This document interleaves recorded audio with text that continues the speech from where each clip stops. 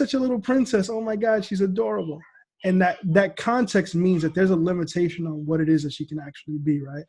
My son, people look at him and they're like, oh, he's going to be a football player, a wrestler. And there's these gender-specific roles that we have to fit our children into.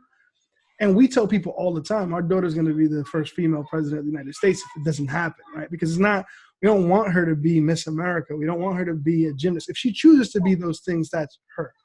But for us, it's like putting her in this box where it's like, this is all you can be because you're a female. We're eliminating that in our household. So if our son decides to be a gymnast, we're going to love that shit. If our daughter decides to be a scientist, we're going to love that shit, right? Because we're not trying to put them in those boxes. And I think this example is highlighting the problem with the way that, these archaic mentalities are in this country, that women can only go to a certain place, men can exceed that, but then it's like, oh, men of color can only go to a certain place, but white men can exceed that. And it's like there's this hierarchy of where people can go, and we have to start destroying that ourselves by setting those plateaus a lot higher for our children. Like, don't let those ceilings really stop you. Like, push through them. Don't box them in.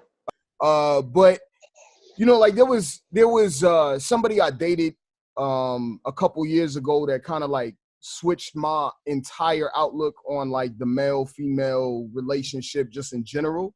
Stevie J? And there's a Was his name Stevie J? It was not Stevie. I said it was a woman I dated. Oh, okay. Was it Faith Evans? It was not Faith Evans. Okay. It was definitely not Faith Evans. But one of the things that she suggested that we do together was read there's this book that she wanted me to read. And the book is called A Will to Change. And it's written by this like black feminist, like ultra feminist like woman.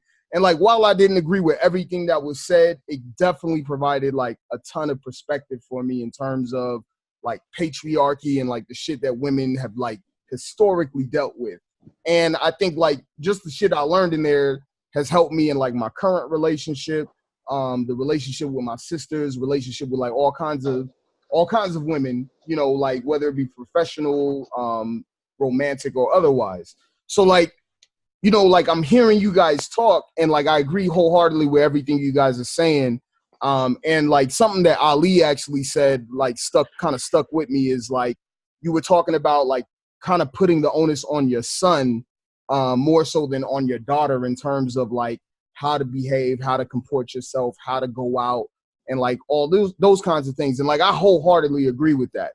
I feel like too often like we hear like these rape stories and like the first question that gets asked is like, well, what was she doing? What was she drinking? What was she wearing?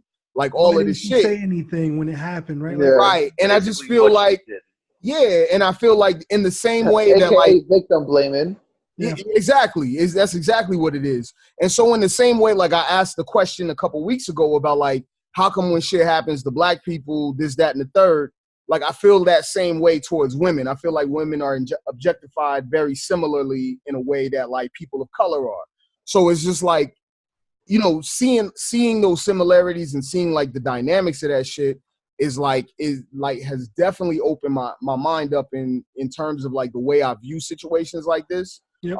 But like, again, when we talk about like prevention and like what we can do to like help the next generation so like things like this don't happen, I think it's like I wholeheartedly agree with Ali. It's like we definitely need to talk to our sons and be like, my G, like this is the way you act. You know what I'm saying? This is the way you behave. This is the way you treat a young lady or whatever it is. You know what I'm saying? It's like I feel like just more energy needs to be put into that aspect of parenting. And I know, Rob, you and I, Mark, we were talking about this last week on the last episode, right? It's like it's gonna happen. I think the projection is that at least 3 more NFL teams will be sold in the next few years, and some of them for like financial purposes. There's also going to be more stuff that comes out, and I think we have to be more in tune with when something. And by the way, I want to be very clear on what I say right now, because I also don't want to come up as one of those people who's like, yo, every time you hear something bad about somebody, let's just protest them and get them fired and ruin their lives. I'm not about that. I'm about facts. If facts come out and there's a history that somebody not only did something, but does it frequently, we need to push these people aside in society and say, you have no place in our future. Right. And I think that's part of it, because we're going to cultivate this youth of, change. But right now, there's still very impressionable minds who are in the workplace, who are working at the Fed, and who have been working with this guy for 15 years maybe. And this is like, yo, this is what the life is like, man. He introduced me to this. They're teaching that to their kids. They are, clearly. And whether whether maybe they might not do it for their daughters, but they're teaching their sons, hey, when you get your internship opportunity in college, do it here. And this is the guy you're going to want to hang out with. Yep. This is what you're going to go. And there's, if I told you all the stories, that's happening right now. Happens every day. We need to push out the people who have like they say, the history of violence. Well, these people who have a history of misogynistic behavior and who can control the minds of other people to continue to promote that, it needs to be kind of eradicated from the ability for them to influence other minds. I mean, let them live their lives however they want outside of that. But a part of that. Oh, go ahead. I'm sorry. No, Steve. I was just gonna say a big part of that is, like Stevie P touched on this earlier, is like the self-reflection portion. Is like you have to be able to look at yourself honestly and say, like, and you alluded to this too, Ali, is like, yo, you was in Daytona Beach on Facebook like in 2002 or whatever, and you was wilding, and then you were able to go back and say, you know what, maybe this isn't like the side of me that I want to put out there right now. You know what I'm saying? Or like this. To be clear, the pictures weren't of me. I'm saying though. You had the, you know what I'm saying? You had the open-mindedness to like look at yourself and say, yo, this is something where like I behaved in a way that I probably wouldn't behave now in the future, and like look at that and say, and not also like correcting that on a picture or on a comment or whatever, but also saying like going forward, my behavior will be more like this rather than like that.